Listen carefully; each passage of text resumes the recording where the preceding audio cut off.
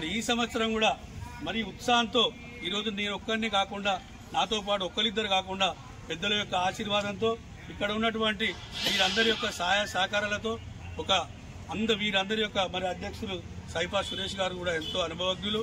వారు అక్కడ ఉన్నటువంటి గంగా గ్రామంలో అక్కడ మరి కొత్తగూడెంలో మండలంలో ఒక దేవాలయాన్ని కూడా నిర్వర్తిస్తున్న వారు. అదేవిధంగా కమలాకర్ రెడ్డి గారు కూడా పూర్తి స్థాయిలో అనుభవం ఉన్నటువంటి వ్యక్తి. వీరు తోడు రావడం నా అదృష్టం, అయ్యప్ప స్వామి యొక్క కృప. వీరందరి సహాయ సహకారాలతోటి ఈ కార్యక్రమం పూర్తి స్థాయిలో సుమారు ఉన్నటువంటి ఈరోజు అడాక్ కమిటీని కూడా ఒక 2 సంవత్సరాల కాలం పాటు వీరు ఉన్నటువంటి పరిస్థితి, దానికి కూడా ఒక కమిటీని కూడా ఏర్పాటు చేయడం జరిగింది.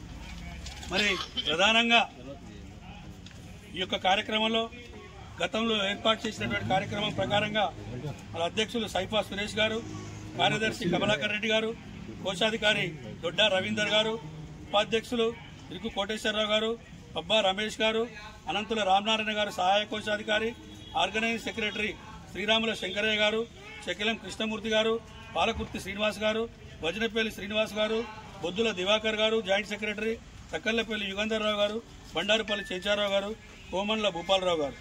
ఈ విధంగా వారందరూ కూడా మాకు సహకారాన్ని అందించడానికి సిద్ధంగా వ్యక్తపరిచి ఈరోజు కమిటీని ఏర్పాటు చేయడం జరిగింది. నా యొక్క విద్యుక్త ధర్మం కనుక ప్రతి ఒక్కరిని గుర్తుంచుకోవాల్సిన బాధ్యత కనుక మరొకసారి మీ ద్వారా నర్సంపేట ప్రాంతానికి స్థలదాతలుగా కీర్తిశేషులు సింగిరికొండ నారాయణ గారు, దొడ్డా వెంకటేశ్వర్ గారు, దొడ్డా శ్రీనివాస్ గారు, శ్రీరామ్ ఈశ్వరయ్య గారు, దోమకొండ సదానందం గారు, మాదారపు చంద్రశేఖర్ గారు.